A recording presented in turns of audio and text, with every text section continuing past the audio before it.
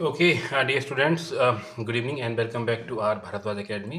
ठीक है बच्चों, ये भारद्वाज एकेडमी का आज हम आपका साइंस का एक सेशन स्टार्ट कर रहे हैं। यहाँ पर कोशिश करेंगे आपका इसमें हम आपका कंप्लीट साइंस ख़त्म करने की। ठीक है, तो without wasting our time let's start the topic. तो फर्स्ट चैप्टर है हमारा केमिकल रिएक्शन एंड इक्वेशन। इसमें हमारे पास मेजरली जो हमारे पास फर्स्ट टॉपिक हम कर रहे हैं आपके एग्जाम के पर्सपेक्टिव से, वो आपका है टाइप्स ऑफ केमिकल रिएक्शन। तो केमिकल रिएक्शंस जो बेसिकली आपकी 4 टाइप की दे रखी हैं, उसके अलावा उसके जो टाइप्स हैं वो हम यहाँ पे डिस्कस करने वाले हैं। तो सबसे पहले हमारे पास में कॉम्बिनेशन है। जब दो या उससे ज़्यादा रिएक्टेंट आपस में कंबाइन होकर एक सिंगल प्रोडक्ट फॉर्म करते हैं तो उसको बोल सकते हैं आपका कॉम्बिनेशन। जैसे आपका Mg+O2 तो बन गया MgO। फिर आपका डिकम्पोजिशन, इसमें हमारा क्या होता है, बिल्कुल इसका रिवर्स होता है। जब आपके पास में एक सिंगल रिएक्टेंट टूट जाता है दो या से ज़्यादा कंपोनेंट में, तो उसको बोल सकते हैं आपका डिकम्पोजिशन। थर्मल होगा, चाहे फोटो होगा, चाहे इलेक्ट्रोलाइटिक। अगर हीट से हो रहा है तो थर्मल, जैसे कि मर्क्यूरी ऑक्साइड को गर्म करेंगे तो मर्क्यूरी प्लस ऑक्साइड ऑक्सीजन बन जाती है। फोटो डिकम्पोजिशन क्या हो जाएगा बच्चों आपका, फोटो का मतलब लाइट। तो AgBr को एक केमिकल है, इसको हम सनलाइट में रखते हैं तो वो टूट जाता है सिर्फ लाइट की वजह से, तो उसको बोलते हैं आपका फोटो डिकम्पोजिशन। तीसरा आपका इलेक्ट्रिक डिकम्पोजिशन, इलेक्ट्रोलाइटिक डिकम्पोजिशन।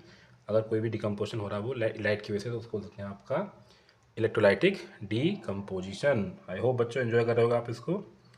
चलिए, तो फिर आपका डिस्प्लेसमेंट रिएक्शन है। डिस्प्लेसमेंट रिएक्शन क्या होती है, जिसके अंदर एक ज़्यादा रिएक्टिव एलिमेंट कम रिएक्टिव एलिमेंट को डिस्प्लेस कर देता है, उसको बोल सकते हैं आपका डिस्प्लेसमेंट रिएक्शन। अब यही इसके भी दो पार्ट दे रखे हैं। आपका सिंगल डिस्प्लेसमेंट, जो हमारी नॉर्मल डिस्प्लेसमेंट है उसको हम सिंगल डिस्प्लेसमेंट ही कहते हैं। तो एक रिएक्टेंट दूसरे एलिमेंट की जगह ले लेता है तो उसको बोल सकते हैं आपका सिंगल डिस्प्लेसमेंट रिएक्शन। और डबल डिस्प्लेसमेंट में जो क्या हो जाता है आपका, कि अगर इसमें हम बोल सकते हैं exchange of ions takes place, यहाँ पे आयंस का आदान प्रदान होता है, उसको हम बोलते हैं डबल डिस्प्लेसमेंट। जैसे कि एग्जांपल आपका NaCl प्लस AgNO3 तो बन जाएगा AgCl प्लस NaNO3। इसको हम प्रेसिपिटेट रिएक्शन भी कहते हैं, आगे जाके अभी पढ़ेंगे इसको प्रेसिपिटेट रिएक्शन भी कहते हैं। ठीक है, तो चलिए मैंने यहाँ पे इसको अब शॉर्ट में लिखा हुआ है। रेडॉक्स रिएक्शन क्या होती है, जिसमें हमारे पास में ऑक्सीडेशन और रिडक्शन साइमल्टेनियसली होते हैं, तो उनको कहते हैं आपका रेडॉक्स रिएक्शन। जैसे CuO प्लस H2 आपकी NCERT में एग्जाम्पल दे रखा है। तो CuO से Cu O निकल चुकी है तो इसका हो गया रिडक्शन, और H2 से H2 बन चुका तो उसके बाद ऑक्सीजन पहुंच चुकी होगा आपका ऑक्सीडेशन। ठीक है, जिसका रिडक्शन हुआ है उसके दूसरे वाले एजेंट को हम बोल देंगे reducing agent.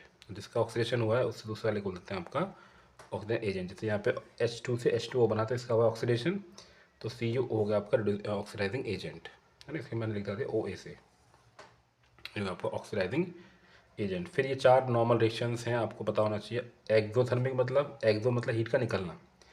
Carbon plus oxygen, carbon को जलाते हैं तो वहाँ पे हीट निकलती है, तो ये होगा आपका एक्सोथर्मिक। और अगर नाइट्रोजन और ऑक्सीजन को मिलाएंगे तो हमें वहाँ पे हीट देनी पड़ती है, तो बन गया आपका एंडोथर्मिक। एंडो मतलब हीट का जाना, एक्सो मतलब हीट का बाहर आना। प्रेसिपिटेट रिएक्शन बच्चों क्या होती है, PbNO3, यानी कि मैंने बताया था भी पीछे वाले टॉपिक में डबल डिस्प्लेसमेंट में ही। अगर आपके पास दो एक्वस सॉल्यूशन है सॉल्ट के, वो आपस में एक्सचेंज कर देता है आयंस को, एक बन जाएगा सॉलिड और एक बन जाएगा आपका एक्वस। इसको बोल सकते हैं आपका प्रेसिपिटेट रिएक्शन। फिर आपकी है न्यूट्रलाइजेशन रिएक्शन। फिर क्या आपकी न्यूट्रलाइजेशन रिएक्शन, जहाँ पे हम न्यूट्रलाइज यानी कि एसिड और बेस आपस में रिएक्शन करेंगे और वो एक दूसरे के इफेक्ट को कैंसिल आउट कर देते हैं, उसको बोल सकते हैं आपका न्यूट्रलाइजेशन रिएक्शन। ठीक है बच्चों, देखो फर्स्ट चैप्टर को कितनी आसानी से होगा, हमारे पास 4 मिनट भी नहीं लगी हमें ना ख़त्म करने में।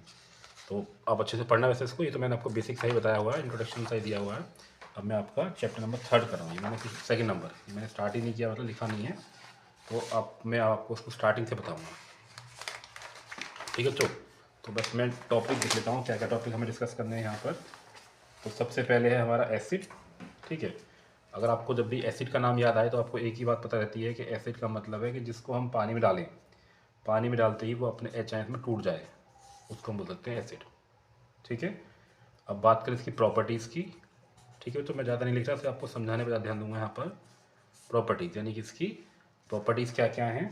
ठीक है, आपको पता होगा एसिड जो होते हैं वो 100 टेस्ट के होते हैं। कैसे होते हैं आपके, 100 टेस्ट के होते हैं, और ये वाटर सॉल्युबल है। कैसे होते हैं, सॉल्युबल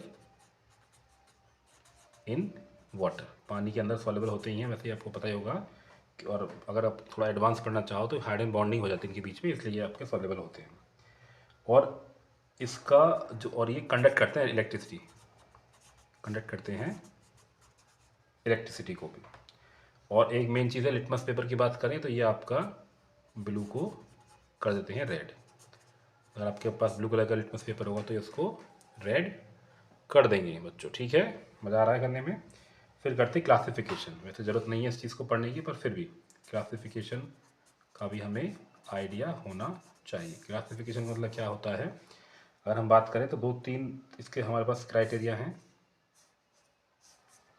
या तो कोई स्ट्रॉन्ग एसिड होगा, क्या होगा वो स्ट्रॉन्ग एसिड, यानी कि पानी के अंदर डालते ही वो अपने एचएन को बहुत जल्दी छोड़ दे तो वो स्ट्रॉन्ग है।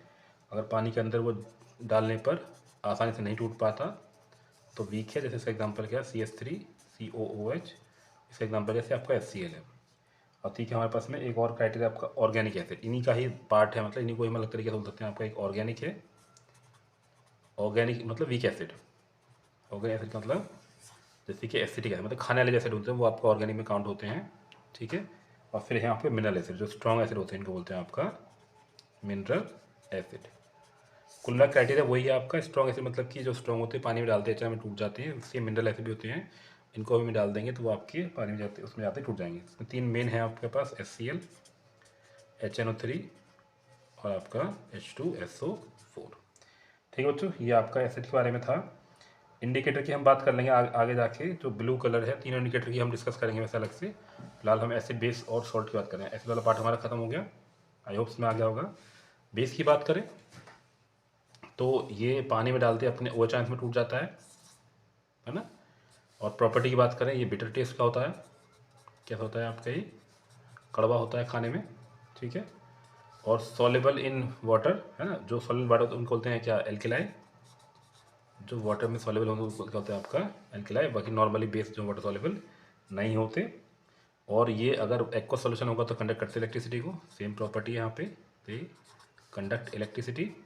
और ये रेड लिटमस को ब्लू में कन्वर्ट कर देते हैं बच्चों। कोई दिक्कत तो नहीं आ रही, मैं थोड़ा सा शॉर्ट में बता रहा हूँ पर आप सुनते रहना ज़रा चीज़ों को ध्यान से, तो कोई दिक्कत नहीं। क्लासिफिकेशन की बात करें तो इसमें इतना हैवी क्लासिफिकेशन नहीं होने वाला, ठीक है।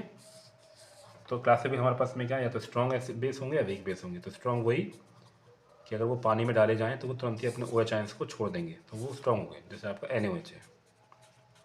एक वीक है जैसे आपका अमोनियम हाइड्रोक्साइड है, अगर डालेंगे तो पानी में पूरी तरीके से वो नहीं टूट पाते, तो जैसे कि आपका अमोनियम हाइड्रोक्साइड। ठीक है बच्चों। फिर इसके बाद में छोटा सा पॉइंट है हमारे पास में, pH स्केल, ठीक है।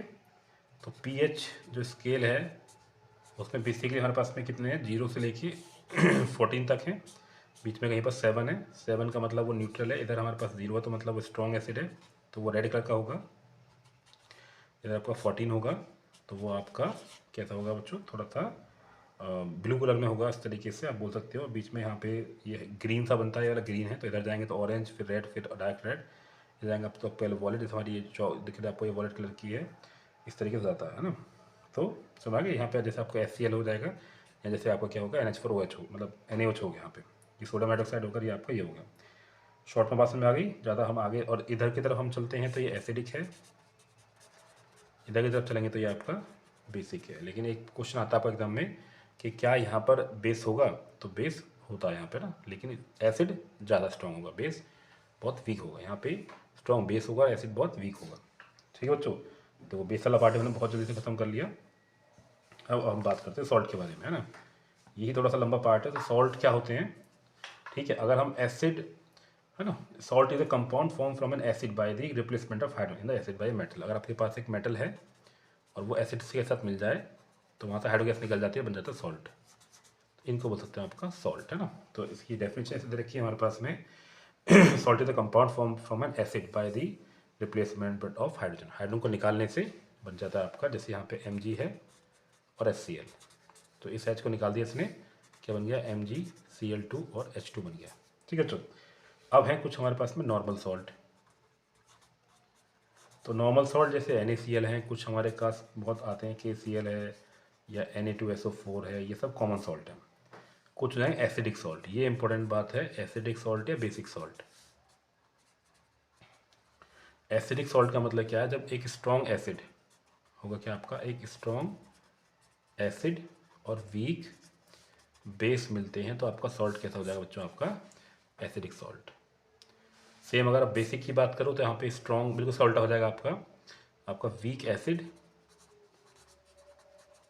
और स्ट्रॉन्ग बेस, तो इससे बनने वाला सॉल्ट होगा वो हो जाएगा आपका बेसिक सॉल्ट। पीएच स्केल मैंने आपको पहले बता दिया यहाँ पर कि पीएच में हमारे पास में क्या होते हैं, ठीक है। और बाकी यही है, और उसके बाद आपकी जो सॉल्ट की फैमिली है ना, उनको हम बात करेंगे आपका, है ना, थर्ड चैप्टर में। हमने पीएच के बारे में पढ़ लिया, हमने एसिडिक सॉल्ट बेसिक सॉल्ट पढ़ लिया। अब बस एक इंडिकेटर सुन लो आप, इंडिकेटर बात कर लेते हैं यहाँ पे,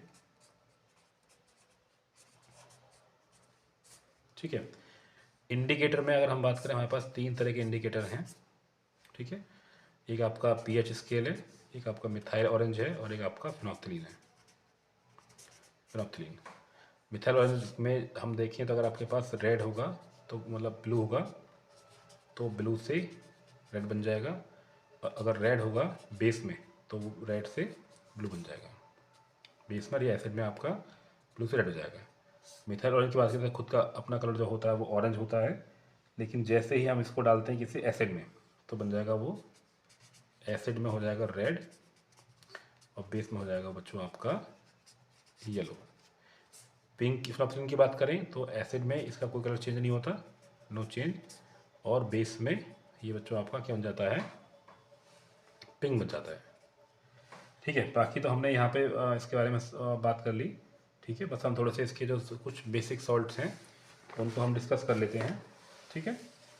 ज़रूरत तो हमें इसकी नहीं है, लेकिन फिर भी क्योंकि आपके एग्ज़ाम के लिए इंपॉर्टेंट है तो मैं आपको जनरल कुछ उनकी बात कर लेता हूँ। जैसे हमारे पास में क्या है आपका बेकिंग सोडा वगैरह है, वॉशिंग सोडा वगैरह, हम इनकी बात कर लेते हैं फटाफट से, नहीं, ठीक है। इससे पहले आपने सुना होगा एसिड रेन क्या है, ज़रा आप मुझे बताओ अगर आपने सुन रखा, क्योंकि बहुत सारे छोटे छोटे पॉइंट्स हैं उनको हमें डिस्कस करना बहुत ज़रूरी है ना। जैसे उसमें था, आप अगर आपने देखा वो जो आपका है एसिड इन एवरीडे लाइफ, तो एवरीडे लाइफ में क्या था आपका, ह्यूमन और प्लांट है, बहुत सेंसिटिव होते हैं प्लांट भी। बारिश पड़ती है तो उससे आपके पौधे ख़राब हो जाते हैं। अगर पीएच का लेवल 7 से ऊपर जाता है या नीचे आता है तो उसका मतलब प्लांट उसके लिए, ह्यूमन्स भी उसके लिए सेंसिटिव बहुत ज़्यादा होते हैं। डाइजेशन देखो, मैं इनको पॉइंट लिखता हूँ यहाँ पर, आपको याद रहे, तो इसमें क्या आपका जो ह्यूमन्स है या फिर प्लांट है ये बहुत सेंसिटिव होते हैं। अगर पीएच आपकी 7 से ऊपर नीचे जा रही है तो उसका मतलब वो हमारे लिए बात बहुत ख़तरनाक है, ठीक है। जैसे आपने सुना होगा कि वो किसान जो होते हैं वो उसमें कुछ बेस डालते हैं, उसको चेक करते हैं पहले, अगर वो बेसिक, अगर वो एसिडिक है तो उसमें कुछ बेस डाल के उसको न्यूट्रलाइज करते हैं, ठीक है। अगर बात करें डाइजेस्टिव सिस्टम के बारे में, तो डाइजेस्टिव सिस्टम में आपने सुना होगा कि जब हम खाना खाते हैं तो हमारे खाने में HCl निकलता है जो हमारा मीडियम को एसिडिक बना देता है, तो वहाँ पे भी इसका एसिड का बहुत इंपॉर्टेंट रोल है। टूथ देखिए, जब कभी कभी हम जब बहुत मीठा खाते हैं तो हमारे दांतों में कैविटी हो जाती है, वो भी क्या है आपका, वो जब उसको बैक्टीरिया जो होता है आपके खाने को मीठे को वो करते हैं, ब्रेक करते हैं, उससे एसिड निकलता है। और आपने सुना होगा सेल्फ डिफेंस के बारे में, जब मधुमक्खी वगैरह खा लेती है तो मधुमक्खी क्यों खाती है, वो आपके उसमें एक एसिड ही डालती है, ठीक है, जिसको हम मिथेनॉइक एसिड कह सकते हैं, जिससे कि हम फिर डर के मारे उसके आसपास जाते भी नहीं हैं। तो इसका मतलब वो भी हमारे लिए बहुत ज़्यादा, मतलब उनके उनके लिए, प्लांट के लिए या एनिमल्स के लिए वो क्या है, सेल्फ डिफेंस की तरीके से काम कर रही है। फिर आपका treatment of acidity of soil, तो सॉइल को कभी कभी हम क्या कर सकते हैं, मैंने अभी बताया था एग्जांपल कि जो किसान होते हैं वो सॉइल के अंदर क्या डालते हैं, बेस डालते हैं अगर वो एसिडिक हो रही है तो, ठीक है। एसिड आपने सुना होगा कि कभी कभी अगर लगातार लंबे समय तक बारिश नहीं होती तो हमारे एटमॉस्फेयर में बहुत सारे गैसेस आ जाती हैं, जब जैसे उनको पानी की बूंदों को पकड़ती हैं तो वो तुरंत एसिड के फॉर्म में नीचे आकर चले जाते हैं। नाइट्राइड और आपको होते हैं सल्फाइड वगैरह, है ना, SO2 NO2 वगैरह जो होते हैं वो आपका एसिड के रूप में नीचे आ जाते हैं, ठीक है। अब हम बात करेंगे कॉमन सॉल्ट के बारे में, ठीक है। कॉमन सॉल्ट का मतलब क्यों बच्चों, कॉमन सॉल्ट का मतलब NaCl, ठीक है। NaCl की हम बात करें, यहाँ पे इसकी प्रॉपर्टी की बात करें तो ये कैसा, कलरलेस है, क्रिस्टलाइन सॉलिड है, उसका जो मेल्टिंग पॉइंट है वो काफ़ी हाई है, 820 के आसपास इसका मेल्टिंग पॉइंट है डिग्री सेल्सियस में, ठीक है। और लो टेम्परेचर पर ये एग्जिस्ट करता है कैसे, डाईहाइड्रेट के फॉर्म में, है ना। अगर बात करें एट लो टेम्परेचर, ये एग्जिस्ट करता है कैसे कैसे आपका NaCl, और इसमें कुछ क्रिस्टल होंगे वाटर के जिसको हम बोलते हैं डाईहाइड्रेट, ठीक है। तो अब बात करते हैं इनके सॉल्ट के बारे में। सबसे पहले हम बात करेंगे सोडियम, ठीक है, हाइड्रोक्साइड NaOH, जिसको हम कास्टिक सोडा भी कह सकते हैं। बहुत इंपॉर्टेंट डिश यहाँ पे आने वाली है, जिसको हम बोल सकते हैं आपका क्लोरल्कलाई प्रोसेस। तो अगर हम NaCl को, नमक को हम पास करा रहे हैं पानी के अंदर, जिसको हम बोलते हैं ब्राइन सॉल्यूशन, ठीक है, और इसमें हम बात करेंगे इलेक्ट्रिसिटी की, तो क्या बन जाएगा आपका, एक तो बन जाएगा NaOH, बन जाएगी Cl2 और बन जाएगी H2। इनकी सब यूज वगैरह हमने पढ़ रखी है, तो हम यहाँ डिस्कस नहीं करें सारा कुछ, आप उस एग्जाम में देख लेना एक बार में। फिर बात करेंगे ब्लीचिंग पाउडर की। तो बच्चों ब्लीचिंग पाउडर का फॉर्मूला क्या है? ब्लीचिंग पाउडर होता है आपका CaOCl2, ठीक है। बनाते कैसे हैं? अगर हमारे पास में CaOH का होल ट्वाइस है ना, कैल्शियम हाइड्रोक्साइड होगा, उसको हम क्या करते हैं आपका क्लोरीन के साथ ले लेते हैं, तो बना देगा ये आपका CaOCl2। इसका केमिकल नेम है आपका कैल्शियम ऑक्सीक्लोराइड। बात करें इसके यूज़ के बारे में, तो ये हमारा ब्लीचिंग है, कॉटन इंडस्ट्री में बहुत काम आता है, वुड पल्प के लिए बहुत काम आता है, और कपड़ों को धोने में भी इसका इस्तेमाल हम कर सकते हैं ब्लीचिंग के लिए। और डिसइंफेक्शन है ना, मेन काम क्या है इसका, ब्लीचिंग का नाम है आपका डिसइंफेक्शन का है, ठीक है। तो समझ आ गया? अब देखो, अब हम यहाँ पे डिस्कस करेंगे आपका नेक्स्ट टॉपिक हमारे पास में क्या है, ये हमारा बेकिंग सोडा है ना। इसका बस एक क्विक रीज़न की बात हम करें यहाँ पे, बेकिंग सोडा, तो ये बन गया आपका NaHCO3, सोडियम हाइड्रोजन कार्बोनेट। बनता कैसे है? बहुत इसका वो है, आपने हम अमोनिया गैस को लेंगे, CO2 लेंगे, वाटर लेंगे, और क्या लेंगे, NaCl कॉमन सॉल्ट लेंगे, तो बना देगा आपका NH4Cl, और प्लस बन जाएगा बच्चों क्या बन जाएगा आपका NaHCO3, ठीक है। अगर यूज़ की बात कर लें तो इसका हम काम करते हैं बेकिंग पाउडर बनाने में इसका इस्तेमाल होता है। और बेकिंग पाउडर क्या होता है आपके पास, ये जो हमारे पास बेकिंग सोडा है, इसके मतलब बेकिंग सोडा में हम थोड़ा सा डाल देंगे कोई ईडेबल एसिड, तो बन जाएगा आपका बेकिंग पाउडर। और ये काम करता है लाइक एंटासिड, ये एसिडिटी ख़त्म करने में काम करता है एंटासिड की तरीके से। और ये आपका फूड और ड्रिंक में एक एडिटिव की तरीके से भी काम कर सकता है, हम फूड में उसमें भी इसको डाल सकते हैं एक एडिटिव की तरीके से। और ये आपका फायर एक्सटिंग्विशर में भी, क्योंकि CO2 गैस निकलती है इसके अंदर से, अगर हम इसको लेंगे अलग से, तो ये आपका फायर एक्सटिंग्विशर में इसका इस्तेमाल हो सकता है। फिर आगे आपका वॉशिंग सोडा। तो एक तरीके से मैराथन की क्लास चल रही है यहाँ पर, जो है ब्रेक कुछ है नहीं बीच में। तो अगर हम बात करें वॉशिंग सोडा की, तो आपको इसका फॉर्मूला पता होगा Na2CO3, और यहाँ पर डेका हाइड्रेट बन जाएगा ना, पानी के 10 क्रिस्टल ले लेंगे यहाँ पे। तो बहुत आसान है, हमने जो बेकिंग सोडा बनाया था आपका बेकिंग सोडा, उसमें बस हमें 10 क्रिस्टल वाटर के जोड़ना, बन जाएगा आपका ये वॉशिंग सोडा। यूज़ की बात कर लें तो इसका इस्तेमाल बहुत अच्छा होता है सॉफ्टनिंग में, softening of hard water, softening of hard water है ना। तो पानी को, जो वैसा पानी आता है खारा पानी, उस खारे पानी को हम थोड़ा सा नॉर्मल पानी बनाने में इसका इस्तेमाल करते हैं। और नाम से पता चल रहा है वॉशिंग, तो वॉशिंग के लिए तो इसका इस्तेमाल होगा ही होगा, ठीक है। और टेक्सटाइल इंडस्ट्री में इसका इस्तेमाल हो रहा है आपका, पेट्रोलियम और रिफाइनिंग में भी इसका इस्तेमाल होता है। बस एक रहेगा आपका लास्ट इसमें POP, और एक वाटर ऑफ क्रिस्टलाइजेशन।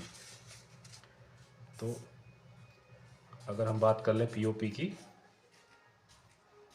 ठीक है, तो POP जो हमारा होता है,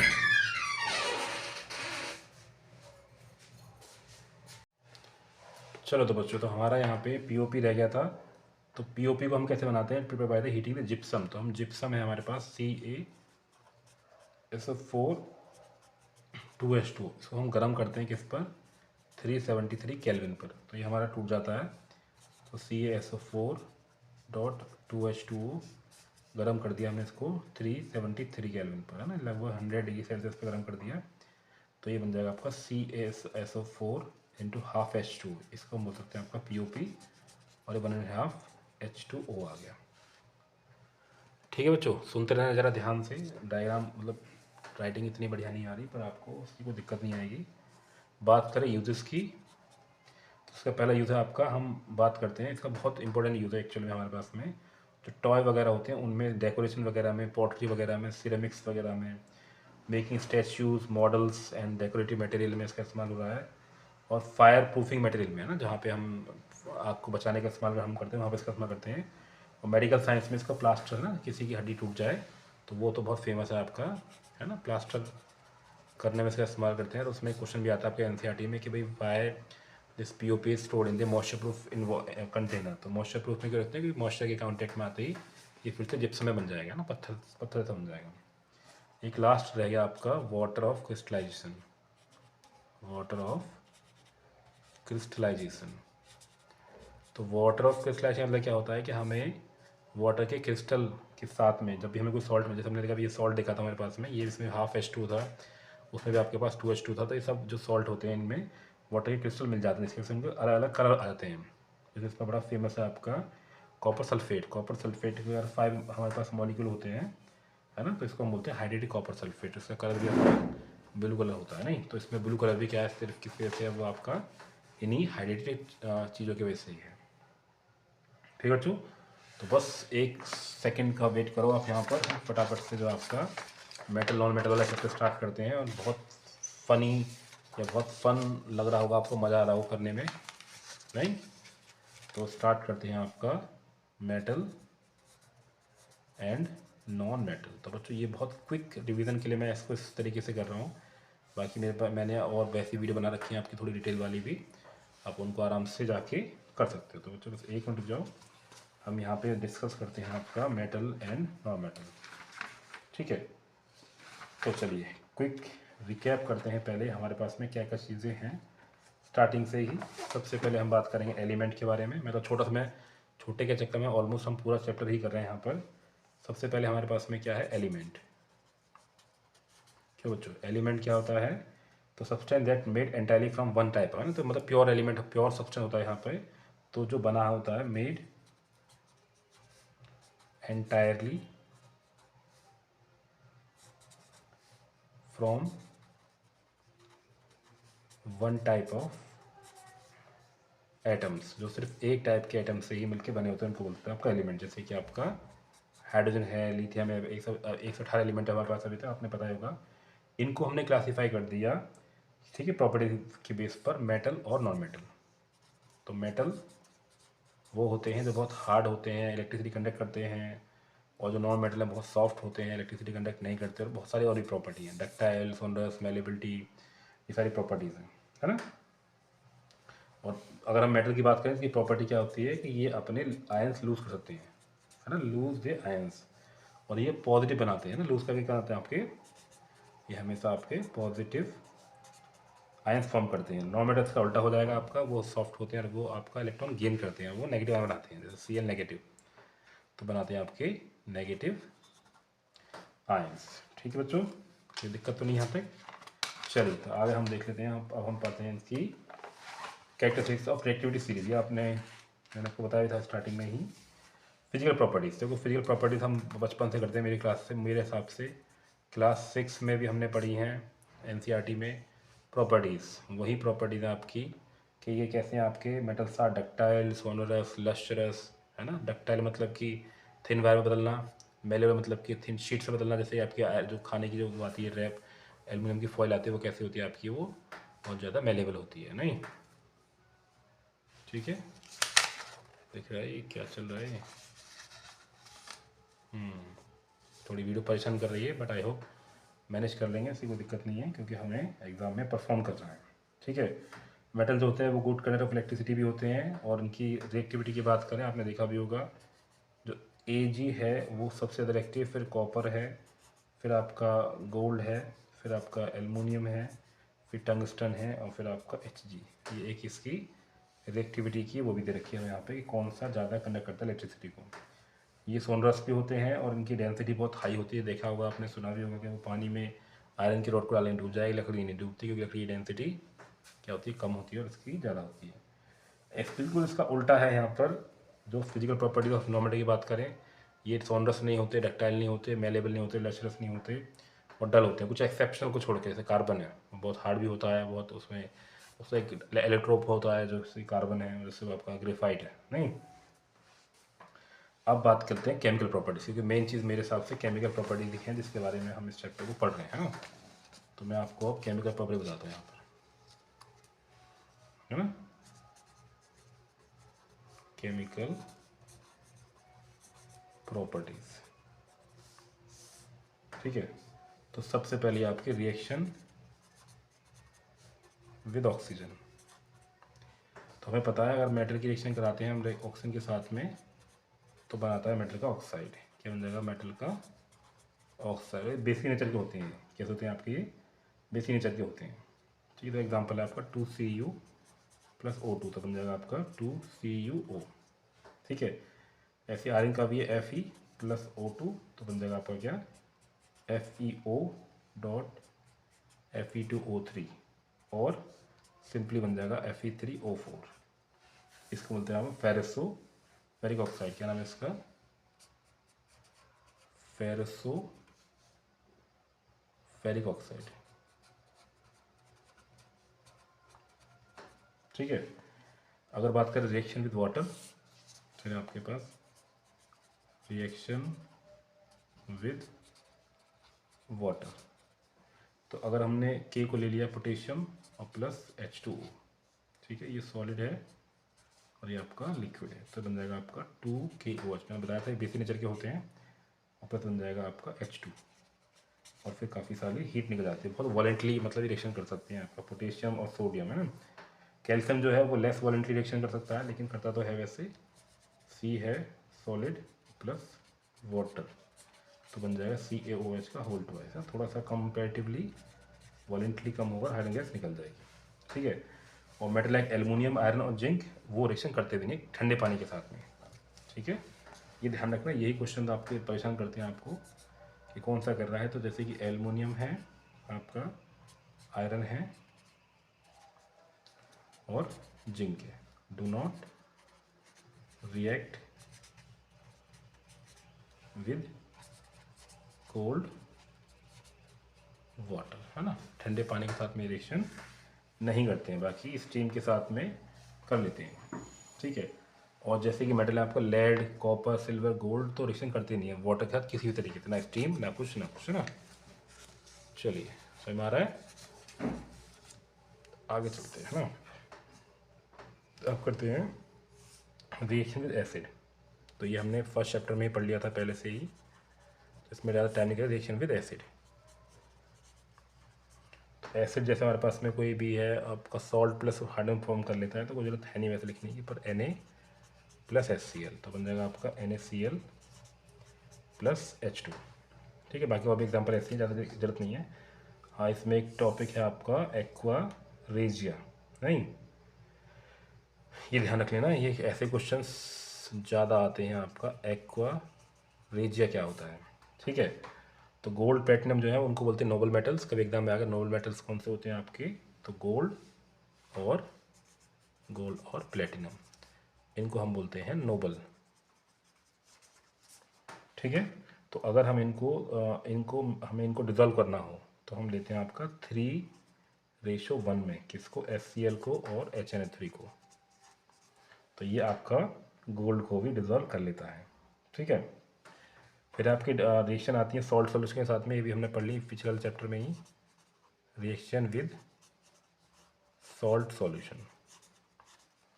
तो जैसे देखते आप समझ जाओगे, zinc plus copper sulphate, displacement reaction पढ़ रखी है पहले से ही, तो ZnSO4+Cu। दिक्कत है यहाँ पे, फिर आपने पढ़ी होगी रिएक्टिविटी सीरीज, इनकी रिएक्शन के बेसिस पे हमने बनाई रिएक्टिविटी सीरीज।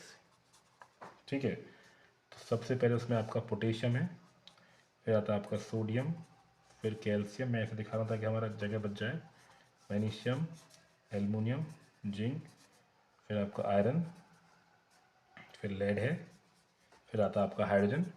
देखो ये नॉन मेटल है, ये कैसा आपका नॉन मेटल, और बाकी फिर आता है कॉपर, ये मरकरी, और फिर आपका सिल्वर, और सबसे लास्ट में यहाँ पर गोल्ड। तो ध्यान रखना H जो है इन सबको आराम से डिस्प्लेस कर सकता है, पर इनको डिस्प्लेस नहीं कर पाएगा, यही इस रिएक्टिविटी सीरीज़ का हमारे पास में फ़ायदा भी है। ठीक है बच्चों, चलिए, बहुत लंबी कहानी अब रहने की सिलेबस में, इसमें बहुत सारा पार्ट पड़ गया है। अगर हम बात करें कैरेक्टरिस्टिक्स की केमिकल रिएक्टिविटी की, तो इसमें दिख रहा है हमें जो सबसे ऊपर पे वो सबसे ज़्यादा एक्टिव है, लिक्विड ऑर्डर में हमारे पास में होता है। ठीक है, और वो अदर मेटल्स को यहाँ पे सॉल्यूशन से, अभी हमने डिस्प्लेसमेंट पढ़ रखी है, तो इसमें कुछ खास बताने के लिए है नहीं यहाँ पर, इसको हटा देते हैं। अब आते हैं आपका आयनिक कंपाउंड, है ना, फटाफट से पढ़ते हैं आयनिक कंपाउंड।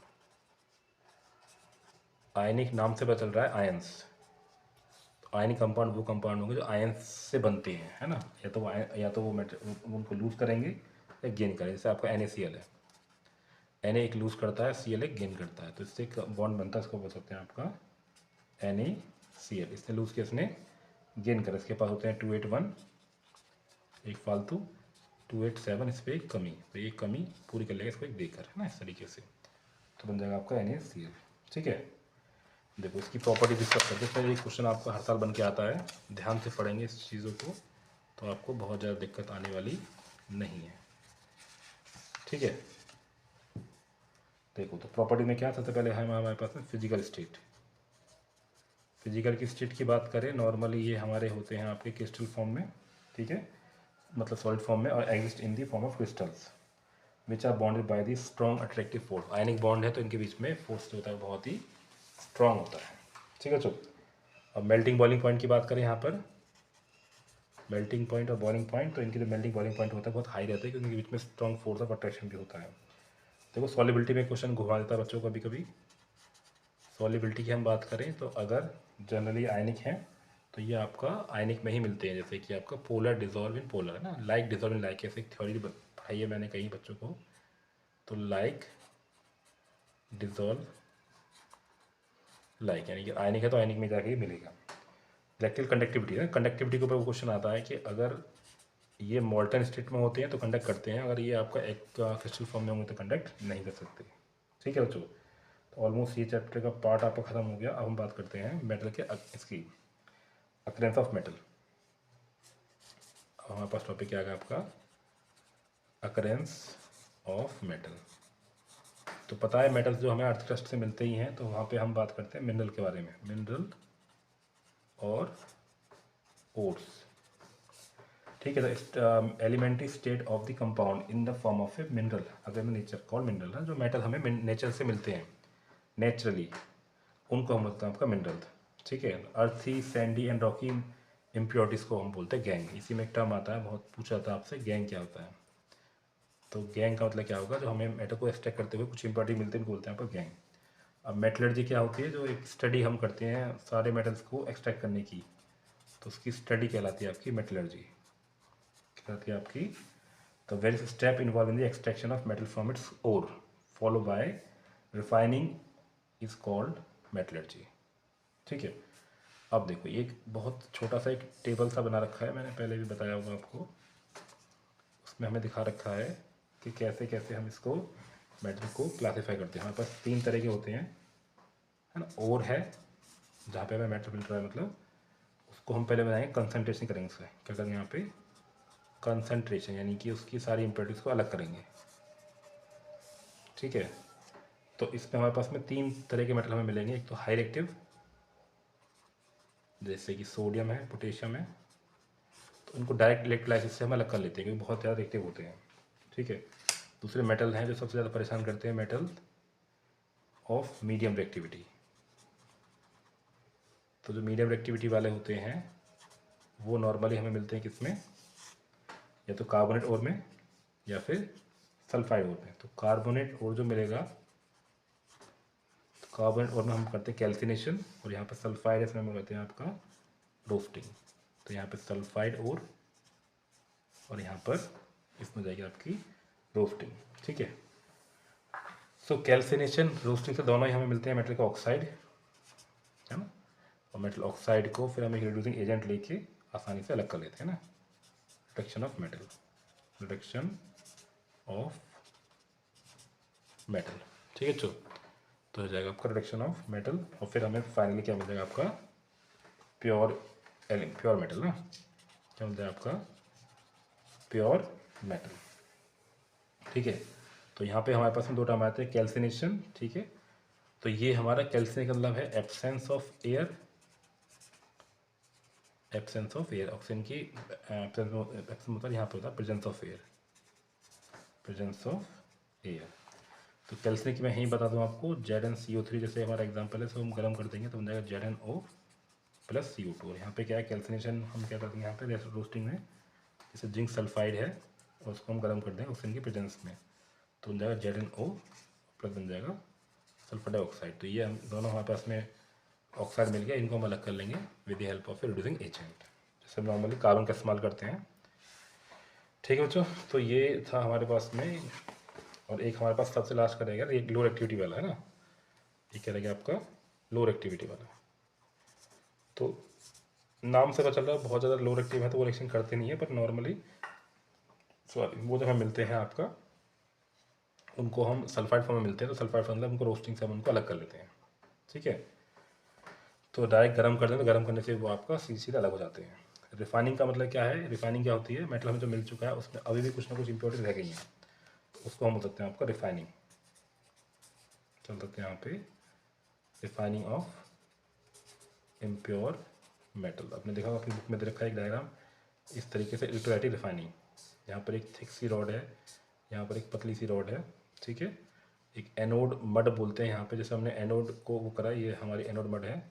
देखिए एनोड है, एनोड से सारी इंप्योरिटीज यहाँ से नीचे के यहाँ जाएंगी, यहाँ पे कुछ इंप्योरिटी आ जाएंगे और ये सारा सारा मेटल जो यहाँ पे बन जाएगा, तो ये थिक बन जाएगा, ये थिक है, कैथोड है और ये एनोड। ठीक है, तो मैं इसकी इस प्रोसेस को आपको थोड़ा सा बता दूं, आप थोड़ा सा ध्यान से सुन लेना इसको। The process of purifying impure metal is called the refining of metal. Metal को और अच्छा साफ कर रहे हैं यहाँ पे। The widely use metal is electrolytic refining, जो हम यहाँ पे बता रहे हैं यहाँ पे। In the process the impure metal is made of the anode. तो इम्प्योर मेटल जो है वो तो एनोड है, यहाँ पर क्या होगा आपका इम्प्योर मेटल एनोड है, और थिन स्ट्रिप मतलब प्योर मेटल, ये शुरू में पतली होती है, थिन स्ट्रिप होती है, इसको हम बोल सकते हैं आपका कैथोड। कॉपर की पतली सी स्ट्रिप ले लेंगे, वो कैथोड हो जाएगी। अब जैसे हम इसको सॉल्ट सोल्यूशन में पास कराते हैं, यहाँ पे क्या हमारे पास में मेटल सॉल्ट, चलेंगे यहाँ पे मेटल सॉल्ट, जैसे कॉपर सल्फेट ले लिया, यहाँ पे करंट पास कराएंगे तो यहाँ से मेटल जो होगा पहले थिक था, यहाँ से डिपॉजिट होकर यहाँ आएगा और यहाँ से यहाँ पहुँच जाएगा सॉल्यूशन से, यहाँ पे इम्प्योरिटी इकट्ठी हो जाएंगी, इसको बोलते हैं आपका एनोड मड। ये जो गंदगी इकट्ठी होती है इसको बोलते हैं एनोड मड। लास्ट एक टॉपिक रह गया बच्चों, ये भी हमने बहुत अच्छे से चैप्टर कर लिया। लास्ट में कोरोजन। कोरोजन का मतलब क्या होता है, कोई भी मॉइस्चर की वजह से, एयर की वजह से, एसिड की वजह से मेटल को वो खाना स्टार्ट कर देता है। ये था, ऐसे लिखते हैं उसको कोरोजन को, the metal is eaten up by the metal is eaten up by moisture, acid और क्या मतलब बेस डाल दो यहाँ पे, बेस से एसिड है, मॉइस्चर है ना, इन सब की वजह से क्या होगा मेटल को जो वो खाना स्टार्ट कर देगा, उसको बोल सकते हैं आपका कोरोजन। को इससे बचाते कैसे हैं, इसमें कुछ प्रोसेस है, गैल्वेनाइजेशन, एनोडाइजेशन, या ऑयल करना, या मॉइस्चर प्रूफ जगह पर रखना, वो सारे सारे इसमें हमारे एग्जाम्पल है। फिर क्लास आ गया एलॉय। एलॉय के ऊपर बच्चे बहुत क्वेश्चन पूछे जाते हैं। ठीक है, एलॉय क्या है आपका, एक होमोजीनियस मिक्सचर है, एक होमोजीनियस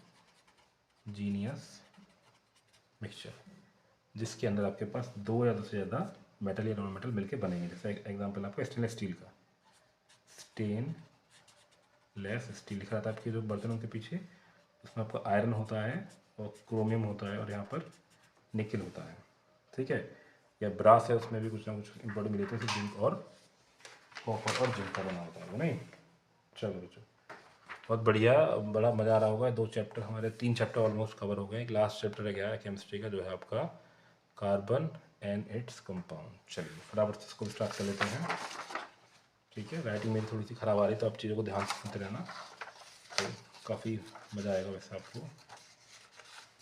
ठीक है, तो कार्बन एंड इट्स कंपाउंड लंबा चैप्टर है और सबसे ज़्यादा मेरे हिसाब से टफ भी है, और इसमें से सबसे ज़्यादा क्वेश्चन भी आते हैं। तो मैं थोड़ा सा आपको इसको कोशिश करूँगा अच्छे से समझाने की, नहीं। चलिए, तो इसके मेन पॉइंट्स को हम डिस्कस करते हैं। सबसे पहले आपने देखा हुआ एनसीईआरटी में सबसे पहले आपका पॉइंट आता है कोवलेंट बॉन्ड क्या होता है, नहीं। पहले हमें कार्बन की प्रॉपर्टी बता रखी है कि कार्बन भी इतना यूनिक क्यों है, कार्बन के पास इतनी सारी, इतना हम क्यों डिस्कस कर रहे हैं इसको पास, जब हमारे पास में 118 एलिमेंट है, तो क्यों हम सिर्फ कार्बन को ही पढ़ रहे हैं यहाँ पे ना। तो हम उसी चीज़ के बारे में बात करते हैं पहले। तो सबसे पहले हम डिस्कस करेंगे उस चीज़ के पास आएंगे हम अभी। पहले हम बात करते हैं कोवलेंट बॉन्ड के बारे में। अभी जो लास्ट टॉपिक ख़त्म किया उसमें सबसे लास्ट में आया था एक टॉपिक, उसमें था आयनिक बॉन्ड। आयनिक बॉन्ड में क्या था, हमारे पास में इलेक्ट्रॉन्स आपस में लूज या गेन कर रहे थे। यहाँ पे कोवलेंट में क्या होगा, वहाँ पे म्यूचुअल शेयरिंग होगी। जैसे आपका CH4 है तो, या H2 है, या N2 है, या O2 है, ये सारे सारे एग्जाम्पल क्या हैं आपके कोवलेंट बॉन्ड के, यहाँ पे म्यूचुअल शेयरिंग होती है। ठीक है, तो यहाँ पर एग्जाम्पल ले लिया, यहाँ पे H2NH3 किसी भी आप एग्जाम्पल लेते हैं, जैसे CH4 एग्जाम्पल लेते हैं, यहाँ पे ये C है, या 1 2 3 और 4 दिखाएंगे, तो O को दिखाते हैं इससे गोले से, H को, और कार्बन दिखाते हैं इससे क्रॉस से। तो कार्बन के आटोमोस में 4 होते हैं, तो 1 2 3 4 दिखा दिए, इसके एक एक होते हैं तो एक एक दिखा दिए इस तरीके से। तो बन गया आपका CH4, यानी कि ये हमारे पास बन गया C, ये सिंगल बॉन्ड की शेयरिंग का सिंबल है ना, इस तरीके से। ठीक है, अब कोवलेंट बॉन्ड की कैरेक्टरिस्टिक्स की बात करें, यहाँ पे इसकी जो कैरेक्टरिस्टिक्स हैं, तो कोवलेंट बॉन्ड जो होते हैं ये जनरली किस में होते हैं, ठीक है। Covalent bond molecules are seen to be have strong bond with the molecule, molecule के बीच में तो कंपैरेटिवली थोड़ा स्ट्रॉन्ग बॉन्ड बन जाता है, but intermolecular force are small resulting the low melting and boiling point, तो इनके मेल्टिंग बॉइलिंग पॉइंट थोड़े से कैसे रहते हैं, लो रहते हैं, melting point and boiling point, क्योंकि इनके बीच में इंटरमॉलिक्यूलर फोर्स जो थोड़ा सा कम होता है। ठीक है, और जो हमारा है ये क्या बन गया हमारे इसका डायग्राम का, चलो देख रहे हैं। हाँ, अब आगे चलते हैं, आपका नेक्स्ट है कोवेलेंसी। कोवेलेंसी हमने पहले पढ़ रखी है, कंबाइनिंग कैपेसिटी होती है, यानी कि वो शेयर करने की जो पावर होती है। Number of electrons contribute by the each atom to sharing is known as covalency, यानी कि सीधी सी बात, को मतलब ये बात कर रहा है आपका शेयरिंग के बारे में, कि वो कोई एक एटम या एक एलिमेंट किसी और एलिमेंट से कितने इलेक्ट्रॉन्स को शेयर कर सकता है। ठीक है, अब बात करेंगे, ये तो था आपका बेस, अब बात करेंगे covalent bonding. Covalent bonding in carbon, तो पता ही है कार्बन के आटोमोस में 4 इलेक्ट्रॉन्स होते हैं, तो वो आपस में शेयरिंग से ही अपने और उसको ऑक्यूपाई कर सकता है। ठीक है, लेकिन इसमें बहुत इंपॉर्टेंट टॉपिक आता है, कार्बन 4 इलेक्ट्रॉन लूज क्यों नहीं कर पाता, या कार्बन 4 इलेक्ट्रॉन गेन क्यों नहीं कर पाता। ठीक है, वैसे मैंने आपको ऑलरेडी बता रखा है, लेकिन फिर भी it can not gain 4 electrons, अगर वो गेन करता है 4 इलेक्ट्रॉन तो क्या होगा, वो देखो कार्बन क्या है, 4 गेन करने का बन जाएगा आपका 2 8, यानी कि नियॉन बन जाएगा, क्या बन यहाँ पे neon, because of this A9 would be highly unstable, क्योंकि बाहर इलेक्ट्रॉन बहुत ज़्यादा हो चुके हैं और अंदर प्रोटॉन बहुत कम है, तो न्यूक्लियस और आउटमोस्ट इलेक्ट्रॉन के बीच में जो होगा वो बहुत ज़्यादा एनर्जी का डिफरेंस आ जाएगा, जिसकी वजह से इलेक्ट्रॉन 4 इलेक्ट्रॉन को लूज़ करना मतलब पॉसिबल नहीं है। गेन की बात कर लें यहाँ पे,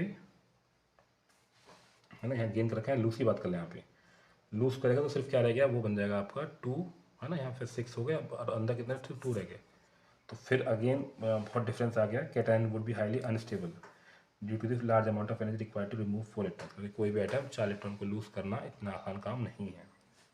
अब आता है आपका allotropes of carbon, allotropes of carbon, मैंने आपको पहले बताया 3 कार्बन के एलोट्रॉप्स होते हैं, आपका डायमंड है, फिर ग्रेफाइट है, और क्या आपका बक मिस्टर फुलरेन है। तो डायमंड जो बहुत हार्ड होता है, टेट्राहेड्रल इसकी शेप होती है, 109 डिग्री का इसका एंगल होता है, 109 डिग्री 28 मिनट, और ग्रेफाइट जो है वो लेयर के फॉर्म में होता है ना, अलग अलग इस तरीके से आपका वो सेल वगैरह में जो काला काला सा होता है वो ग्रेफाइट का होता है, और ये काम करता है लुब्रिकेशन के लिए, और ये कंडक्ट भी करता है इलेक्ट्रिसिटी को, ये इसके मेन पॉइंट है, कंडक्ट इलेक्ट्रिसिटी। बकमिस्टर में खास 60 होते हैं कार्बन, ये इतना ही पता है इसके बारे में, ये पेंटागोनल और हेक्सागोनल शेप में होता है ना, मतलब आपका पेंटेन, ऐसे साइक्लोपेंटेन और साइक्लोहेक्सेन के रूप में इसकी स्ट्रक्चर बनी हुई होती है खुद में, ना। ठीक है, अब हम बात करते हैं वर्सेटाइल नेचर के बारे में, कि भाई कार्बन इतना मज़ेदार क्यों है, इसके बारे में इतना हम अलग से स्टडी क्यों कर रहे हैं। वर्सेटाइल नेचर ऑफ कार्बन, तो कार्बन जो है सबसे पहले इसकी प्रॉपर्टी बहुत आती है एग्जाम में, ध्यान रखना इस प्रॉपर्टी को। पहले है आपका कैटिनेशन, क्या है कैटिनेशन, तो कैटिनेशन का मतलब बच्चों क्या होता है कि कोई भी जो एटम है वो अपने साथ में मतलब आपको मैंने बता रखा है पहले से क्लास में भी, कि सेल्फ लिंकिंग एबिलिटी, कोई मतलब कार्बन जो है अपने साथ में बहुत सारे कार्बन जोड़ के एक लंबी चेन फॉर्म कर लेता है, और वो बहुत ही स्ट्रांग होती है, मतलब स्टेबल होती है। ठीक है, the property of the self linking of carbon through the covalent bond to form long state और ब्रांच चेन है, लंबी चेन बनाना, ब्रांच हो चाहे लंबी कैसी चेन बना ले। दूसरी प्रॉपर्टी आपका टेट्रावैलेंसी, तो एक तो अपने साथ कार्बन को जोड़ना, प्लस आउटरमोस्ट में 4 इलेक्ट्रॉन्स हैं, चार चार पोजिशन है जहाँ पे अलग अलग एटम को जोड़ा जा सकता है। So carbon has the covalency of 4, it is capable of forming bond with 4 other atom of the carbon. ये कार्बन के 4 अदर एटम के साथ में जुड़ने की ताकत रखता है। और टेंडेंसी ऑफ मल्टीपल बॉन्ड, तो सिंगल डबल ट्रिपल बॉन्ड बना लेता है यहाँ पे, नहीं, tendency to form multiple bond, ये अपने साथ में सिंगल डबल और ट्रिपल बॉन्ड भी बना लेते हैं, तो ये आपका इसलिए भी बहुत ज़्यादा यूज़फुल है। फिर आइसोमेरिज्म, आइसोमेरिज्म का मतलब क्या है, किसी भी कंपाउंड के पास का किसी का मॉलिक्यूलर फॉर्मूला सेम है पर उसकी स्ट्रक्चर अलग अलग होती है, उनको बोलते हैं आपका आइसोमर्स। ठीक है, जैसे कि आपका पेंटिन का एग्जांपल है C5H12 का एग्जांपल है, तो 1 2 3 4 5 ऐसे दिखा देंगे, 1 2 3 4 एक यहाँ दिखा दो 5 ऐसे, तो ऐसे बहुत सारे बन सकते हैं, इनको बोलते हैं आइसोमेरिज्म। फिर हम बात करेंगे हाइड्रोकार्बन्स की। ठीक है बच्चों, हाइड्रोकार्बन्स क्या होते हैं आपको पता ही है, कार्बन हाइड्रोजन से बने हुए कंपाउंड को बोलते हैं हाइड्रोकार्बन्स। तो हाइड्रोकार्बन ना, हाइड्रोकार्बन क्या होते हैं, जो कार्बन और हाइड्रोजन से मिलकर बने हुए हैं, जैसे कि हमने एल्केन एल्कीन एल्काइन होते हैं, एल्केन एल्कीन और एल्काइन। तो एल्केन का मतलब क्या है आपका CnH2n+2, CnH2n और CnH2n-2। ठीक है, तो इनको हम ऐसे कैरेक्टराइज कैसे बोल रहे हैं कि ये दोनों सैचुरेटेड और ये दोनों हो गए आपके अनसैचुरेटेड। ये दोनों क्या है आपके अनसैचुरेटेड और ये होते हैं बच्चों आपके सैचुरेटेड। ठीक है, तो सैचुरेटेड मतलब क्या है, वो सिंगल बॉन्ड से जुड़े हुए हैं, जैसे आपका ऐसा एग्जाम्पल ले लो, N अगर 1 रख दें तो C1H4 मीथेन जो है, यहाँ पे एनजेड में बन जाएगा आपका इथीन, C2H4 बन जाएगा आपका C2H2 एसिटिलीन या इथाइन। ठीक है, तो ये होगा अनसैचुरेटेड, ये होगा आपके सैचुरेटेड। ठीक है, मजा आ रहा है यहाँ पे। ठीक है, अब देखो बात करेंगे फंक्शनल ग्रुप के बारे में। फंक्शनल ग्रुप, तो फंक्शनल ग्रुप हमारे पास बेसिकली एक तो आपके पास वो है आपके हेलोजेंस हैं, क्या है आपके हेलोजेंस, फिर एल्कोहल है जिसमें OH लगाते हैं, फंक्शनल में X लगाते हैं, फिर आपका एल्डिहाइड है, इसमें CHO लगाते हैं, फिर आपका कीटोन है, इसमें हम C डबल बॉन्ड O लगाते हैं इस तरीके से, और फिर क्या आपका कार्बोक्सिलिक एसिड है, कार्बोक्सिलिक एसिड, तो इसमें क्या था आपका COOH। ये सब कहलाते हैं आपके फंक्शनल ग्रुप। ये करते क्या है, रिएक्टिविटी को बढ़ा देते हैं, क्या करते हैं आपके रिएक्टिविटी को बढ़ा देते हैं ना, इनको हम अभी यूज़ की बात करेंगे यहाँ पे। फिर हमारे पास में है characteristics of homologous series, homologous series एक बार आप NCERT को भी एक बार देख लेना इसके साथ साथ में ही, तो आपको चीज़ आसान रहेगी। होमोलोगस मतलब क्या है, आपके पास कोई भी एक सीरीज है, चाहे एल्केन है, एल्किन एल्काइन है, या कोई भी है, उसमें जैसे आपका एल्कोहल मान लो CnH2n+1 है, एक H को निकाल दिया, वहाँ पे OH लगा दिया, तो ये आपकी फैमिली बनी किसकी, OH की, हाइड ये बन गई आपकी एल्कोहल फैमिली। अब इसमें हर एक में आप बस CH2 जोड़ते चले जाओ तो आपकी पूरी फैमिली मिलती चली जाएगी, मतलब पूरा वो बन जाएगा, आपका मेंबर बन जाएंगे। तो इसमें हर एक जो होगा मेंबर उसमें अंतर होगा CH2 का, या फिर 14 यूनिट होगा मास के हिसाब से। ठीक है, तो ज़्यादा नहीं बता पाएंगे हम इसमें क्योंकि टाइम की शॉर्टेज है वैसे भी। अब हम बात करें नॉमेनक्लेचर के बारे में, किसके बारे में बात करेंगे यहाँ पे, नॉमेनक्लेचर यानी कि IUPAC। IUPAC तुम्हारे यहाँ पे कुछ खास उसमें है नहीं, तो इसमें हमारे पास दो चीज़ें हैं, एक होता है आपका प्रीफिक्स, एक होता है आपका सफिक्स। अगर मैं आपको थोड़ा सा एडवांस तरीके से बताऊँ, आपकी बुक में तो है नहीं इसके बारे में, कुछ ऐसे होता है, हमें पास जो आगे लिखा जाता है उसको बोलते हैं प्रीफिक्स, और फिर थोड़ा गैप छोड़ते हैं, यहाँ लिखते हैं आपका वर्ड रूट, फिर आता है आपका प्राइमरी सफिक्स, फिर आता है आपका सेकेंडरी सफिक्स। प्रीफिक्स का मतलब जो आपकी नंबरिंग में नहीं आ पाया वो आगे आ जाएगा। वर्ड रूट का मतलब है कार्बन कितने हैं, वो भी चेन में, जिसको हम काउंट करें। ये होते हैं आपके bond, single bond, double bond, triple bond, ये होते हैं आपके फंक्शनल ग्रुप। कैसे काम करेंगे एग्जांपल देख लो। जैसे आपका लिखा हुआ है CH3 CH2 CH2 OH, तो ये एल्कोहल है और इसके 1 2 3 कार्बन है, तो क्या नाम हो जाएगा, वर्ड रूट काम आएगा, क्योंकि इसमें प्रीफिक्स तो कुछ है नहीं, कुछ साइड में तो रहा बचा ही नहीं इसमें, तो आपका 3 तो ब्यूट एन और ये OH का OL, तो इनका आपका ब्यूटेनॉल। ठीक है, ऐसे आपके दे रखे हैं बुक में, जैसे इन सब के थे। हेलोजन का आपका हम लगाते इसमें, हाँ इसको आगे लिखते हैं प्रीफिक्स में। जैसे आपका क्लोरीन है तो क्लोरो, एल्कोहल के हम लिए यूज़ करते हैं आपका, और ये प्रीफिक्स में होगा तो इसका नाम आ जाएगा आपका OL। एल्डिहाइड का AL, कीटोन का ONE1, कार्बोक्सिलिक का OIC एसिड, तो इनसे हमारे वो बन जाता है यूपीएससी ना। ज़्यादा कुछ मैं वही कह रहा हूँ कि इसमें अलग से मैंने वीडियो बना रखी है यूपीएससी की, आप उसको एक बार चेकआउट कर लेना। ठीक है, फटाफट से हम प्रॉपर्टी डिस्कस कर लेते हैं किसकी, ऑर्गेनिक कंपाउंड की। जल्दी से, ज़्यादा कुछ नहीं बचा यहाँ पर। लाइए हम एक नया पेज निकालते हैं, पेज। ठीक है, 1 सेकंड लगेगी बस। अच्छा 1 मिनट लगेगा बस।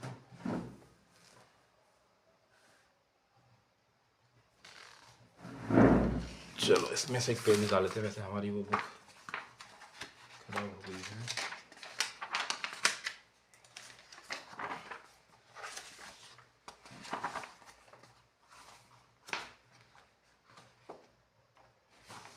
यही कर जाएगा ना, ये खराब हो तो कोई बात नहीं, एक नई कॉपी से स्टार्ट करते हैं। ठीक है, तो कल हमने अभी यहाँ पे बात करी है कार्बन कंपाउंड के बारे में, है ना। हम बात करेंगे यहाँ पे किसके बारे में, कार्बन कंपाउंड्स के बारे में। कुछ लगता है राइटिंग थोड़ी इस पर ठीक आ रही है, कार्बन कंपाउंड्स के बारे में। तो इसकी हमें पहले हम बात करें केमिकल प्रॉपर्टीज़ की ना, तो पहले हमारे पास प्रॉपर्टी आएगी कंबशन। इस पर तो राइटिंग अच्छी आ रही है, पहले से इस पर करते तो ठीक रहता नहीं।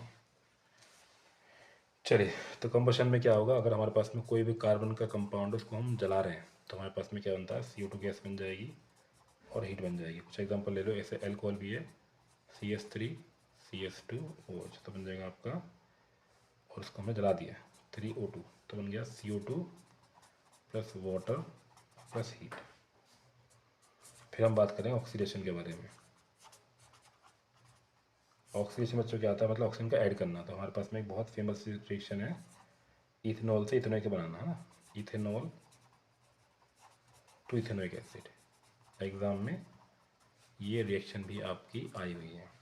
तो क्या बन जाएगा आपका CH3 CH2 OH, और यहाँ पे देखो ध्यान रखना बच्चों, ये जो हम ले रहे हैं यहाँ पे एल्कोहलिक KMnO4, ये स्ट्रॉन्ग एक्सटाइजिंग एजेंट होते हैं, या फिर हम लेंगे acidified K2Cr2O7 potassium die chromate, तो बन जाएगा CH3COOH।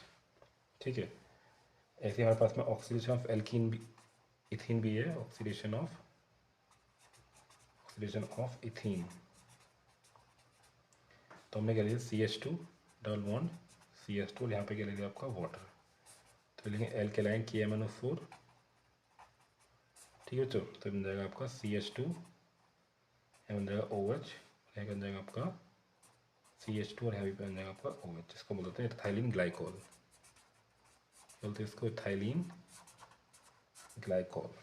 तो जो आपका KMnO4 मैंने पहले बताया था, ये आपका स्ट्रॉन्ग ऑक्सीडाइजिंग एजेंट है। फिर थर्ड है आपकी एडिशन रिएक्शन। थर्ड क्या है आपका, एडिशन रिएक्शन। तो एडिशन रिएक्शन में क्या आ जाएगा हमारे पास में, इस तरीके से C डबल बॉन्ड है, C इस तरीके से, ये H, ये H, ये H और ये H, और यहाँ पे लेंगे निकल कैटलिस्ट, है ना, ये बहुत ही फेमस रिएक्शन है, वो वनस्पति घी वाली जो होती है वहाँ पर। ये बन जाएगा आपका एल्कीन, डबल बॉन्ड हट जाएगा यहाँ पर, ये सिंगल बॉन्ड बन जाएगा ना, अनसैचुरेटेड साइड बन जाएगा। इसको बोल सकते हैं आपका एडिशन रिएक्शन। ठीक है बच्चों, थोड़ा सा देख लेना, मैं थोड़ा स्पीड से कर रहा हूँ बस, इसलिए थोड़ा सा वो लग रहा है मुझे अजीब सा।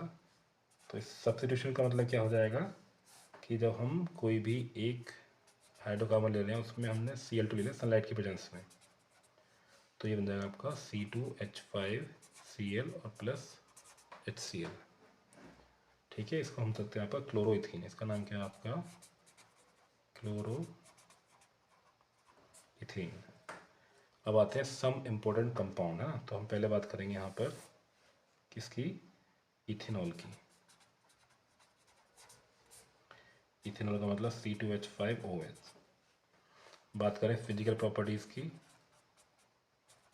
Physical properties.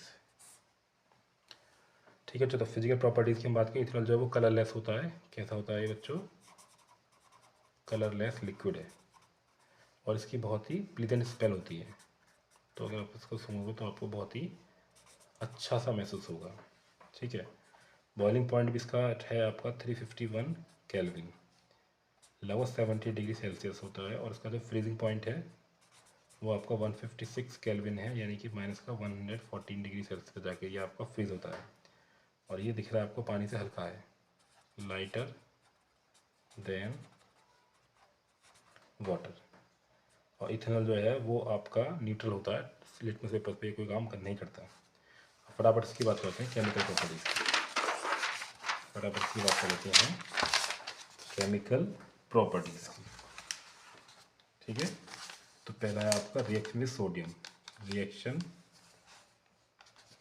With sodium. तो 2Na ले लिया यहाँ पर, बन गया आपका C2CH3CH2OH। तो बन जाएगा क्या आपका CH3CH2ONA, तो नेगेटिव और पॉजिटिव। और प्लस का बन जाएगा आपका हाइड्रो, इसका नाम है सोडियम इथॉक्साइड। क्या नाम है इसका, सोडियम इथॉक्साइड। फिर रिएक्शन विद कंसंट्रेट, देखो नेक्स्ट आपका reaction with concentrate sulphuric acid. अगर सल्फ्यूरिक एसिड लेंगे तो बन जाएगा आपका CH3CH2। और अभी पढ़ा था यहाँ पे, ये डिहाइडिंग एजेंट है आपका हॉट कंसंट्रेट H2SO4। तो बन जाएगा CH2 डबल बॉन्ड CH2 और प्लस वाटर। तो consider sulphuric acid consider as the dehydrating agent, तो इसको हम मानते हैं लाइक डिहाइडिंग एजेंट।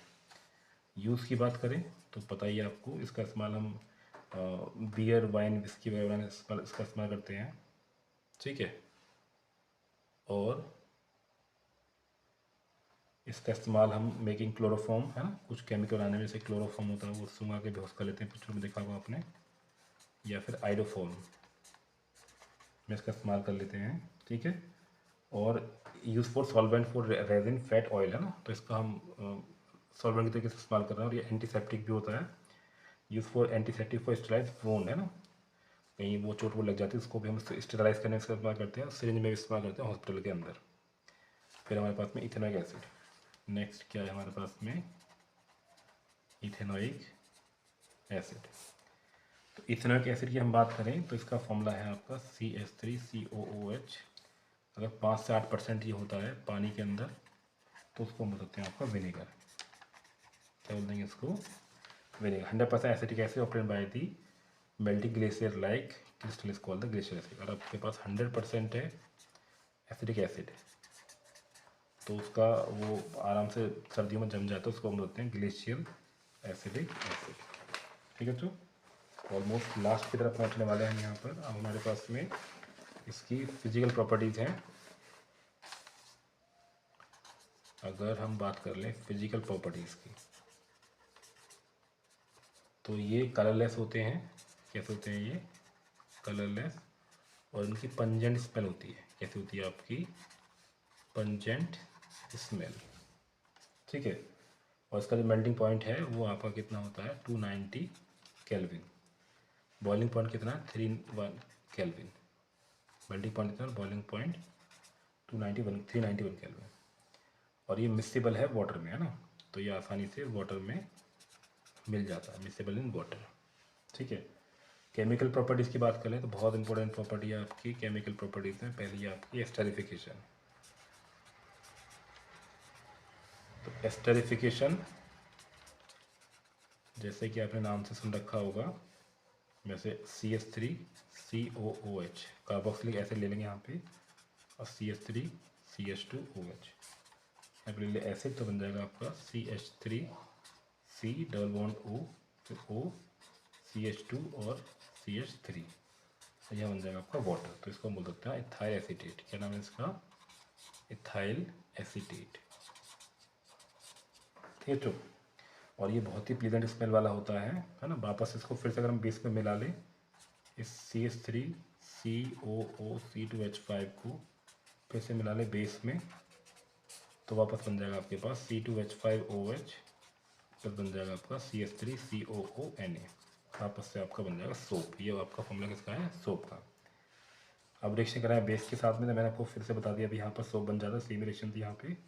अगर आप रिएक्शन विद सोप की बात कर लो, रिएक्शन विद बेस, क्योंकि एसिड है तो न्यूट्रलाइज कर देगा, कोई दिक्कत नहीं इसको।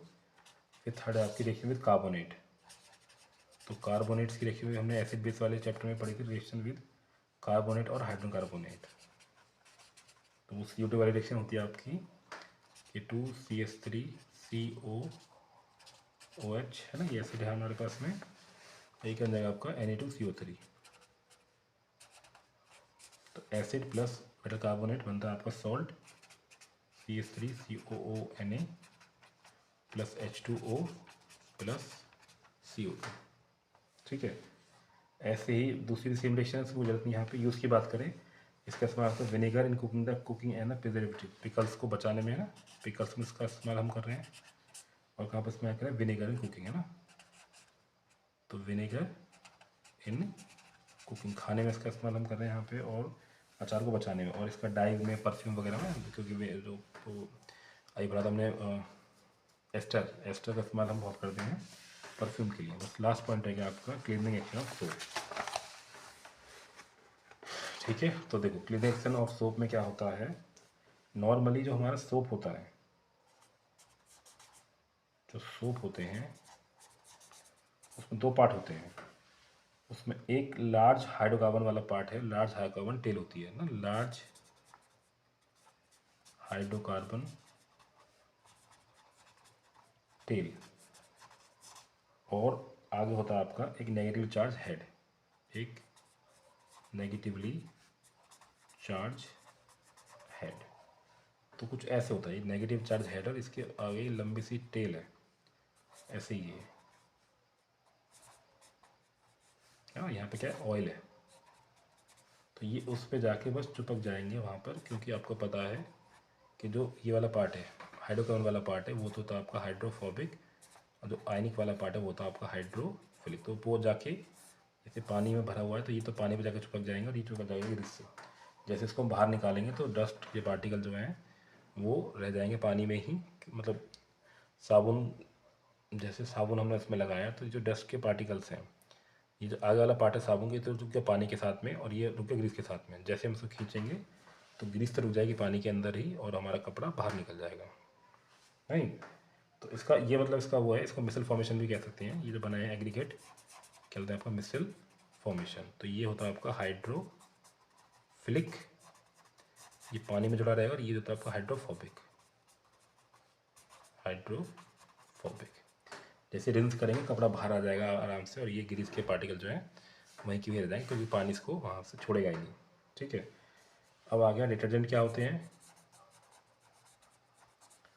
क्यों बच्चों? डिटर्जेंट का मतलब हो जाएगा हमारे पास में, ये अमोनिया के और सल्फोनेट होते हैं, है ना, sulphate, long chain of hydrocarbons, ammonium और सल्फोनेट और sulphate, salt of long chain hydrocarbon, है ना। क्या होते हैं आपके ये? या तो अमोनियम, या फिर सल्फोनेट, या फिर सल्फेट। ठीक है। सल्फेट सॉल्ट होते हैं ऑफ लॉन्ग चेन हाइड्रोकार्बन, जिसमें 12 से लेकर 18 तक के कार्बन हो सकते हैं। ठीक है। लेकिन ये हार्ड वाटर में ना इसमें कमी थी साबुन में, कि साबुन सिर्फ आपका नॉर्मल वाटर में काम करेगा, या आपका हार्ड वाटर में भी काम कर लेगा। ठीक है। Some detergent have the branch hydrocarbons, बाकी कुछ नहीं है दिक्कत इसमें, पूरा चैप्टर ऑलमोस्ट कवर हो चुका है। थैंक यू सो मच बच्चों, मैंने आज आपकी केमिस्ट्री वाला पार्ट ही कवर करने की कोशिश करी, चारों चैप्टर। थोड़ी सी राइटिंग बुरी है हमारी तो बताइए आपको, लेकिन अगर आप वीडियो अच्छे से ध्यान से देखेंगे तो आपको कोई दिक्कत यहाँ पर नहीं आएगा। बस हमारा एक रिवीजन का पर्पज़ था, तो आपको रिवीजन के लिए बहुत बेस्ट है। Thank you so much, enjoy your day and bye bye for now.